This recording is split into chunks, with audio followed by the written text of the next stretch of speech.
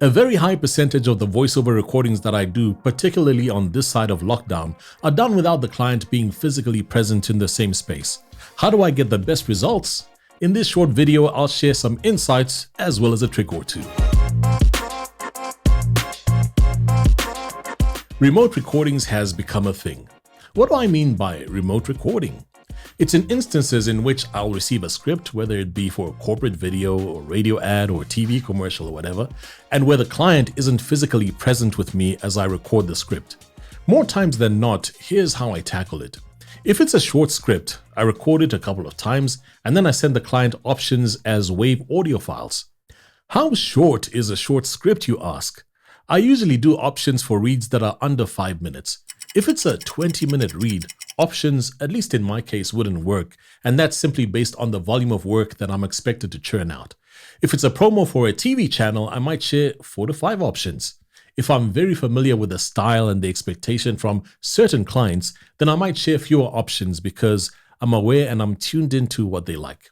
So yeah, giving options is an option that works. Obviously, it's better if the client is present. If they want to connect into the session via Zoom or Skype or Microsoft Teams, etc., then you'll have to figure out a way to allow them to hear playback after you record.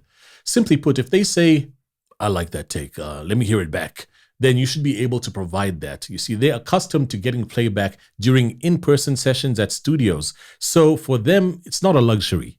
It takes a bit of thinking though on your part to find an effective workflow, and there are a couple of tricks that I use. However, especially since most artists that I interact with on my side of the world are still somewhere on the early part of the learning curve, I think it's easier for you to just suggest to your client that they book a studio that's equipped with the necessary tools and software, even if it's for the purpose of simply helping you to give your client playback. Also, consider working with a studio that has tools and software like Source Connect or VST Performer or IPDTL, etc. I'll be doing a separate video about such tools, but basically my suggestion summarized is that you let someone else, for example the sound engineer at the studio, take on the headache of the tech side of things and you concentrate on giving a good voiceover performance. Keep in mind though that if you want to future-proof your voiceover business, you will eventually have to pick up a subscription for these bits of software to allow you to connect remotely to other studios. One simply has to look at the industry in the US to see the trends. Many working voice actors have studios that are Source Connect ready, and you might have to incorporate similar things into your workflow soon. Now here's a trick that I used very frequently, more so before I acquired Source Connect, VST Performer and the like, and you can consider this hack if your client wants to plug into your session and direct your recording via Zoom, WhatsApp, Skype, Microsoft Teams, or a regular phone call.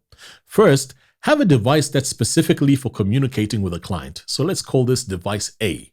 My recommendation for device A is a phone or a tablet. Device A is separate from the device that you're recording into, for instance, your computer, which we'll call device B. For device A, you ideally should have tiny in-ears or earphones. In fact, maybe just plunk one side in your ear, either the left or the right side. Then, the larger monitoring earphones connected to device B via your sound interface will go over the small earphones like this. The purpose of the small in-ears is twofold. Firstly, so that you can communicate with your client, and secondly, so that your director's voice isn't captured by your microphone. Your director's voice stays in your ear, and that way you'll have a clean recording. The only voice that the mic will capture is yours. Can you put device A on speaker as you communicate with your client, you ask? No. Putting your client on speaker on device A is a no-no. You have to use in-ears. And if you do decide to use your phone as device A, also maybe activate the Do Not Disturb feature so that you don't receive a phone call midway through your session. That's the hack! Easy stuff!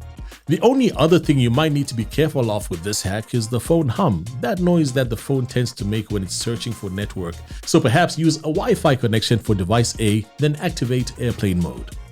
Hope this helps. Consider hitting the subscribe button and I'll catch you soon.